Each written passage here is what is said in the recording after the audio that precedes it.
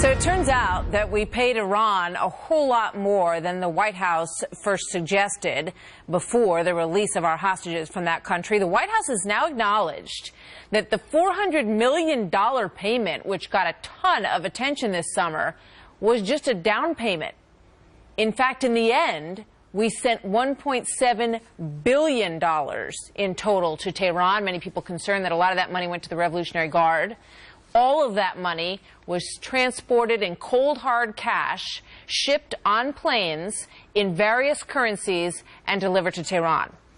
The Treasury Department says that the money was owed to Iran because it was frozen back in the 70s in bank accounts, and that we owed it to them, and we returned it with tons of interest.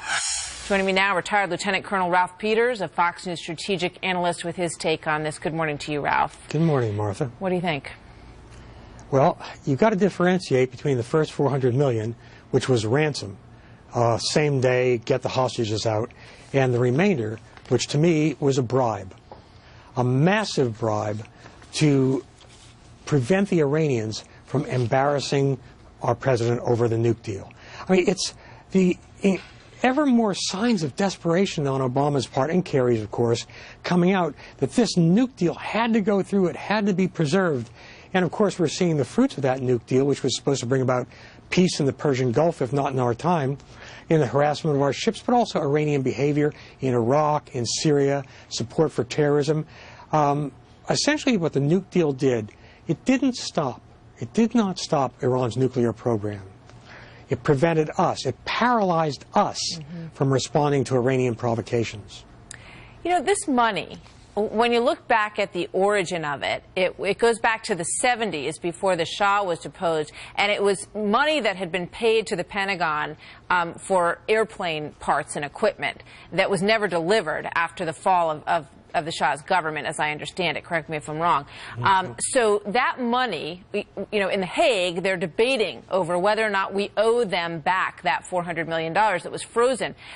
So the State Department has told us that the deal that we struck, $1.7 billion to pay back $400 million that was frozen in those accounts, saved us a ton of money, that in fact it was going to go up to $10 billion. So I'm trying to figure out, we have $17 trillion in debt. We owe many countries money. Yeah. So how come this particular amount of money from Iran is something that we absolutely have to pay back this moment, Colonel? Because that's what Iran demanded. I mean, it was a quid pro quo. President Obama was not going to get his nuke deal unless we paid that money. And one wonders what else is going to come out from all this as well. The lawyers can argue forever about who owed what to whom, when it was due to be paid back. The bankers can argue about appropriate interest rates. All of that diverts our attention from the core issue. We gave almost $2 billion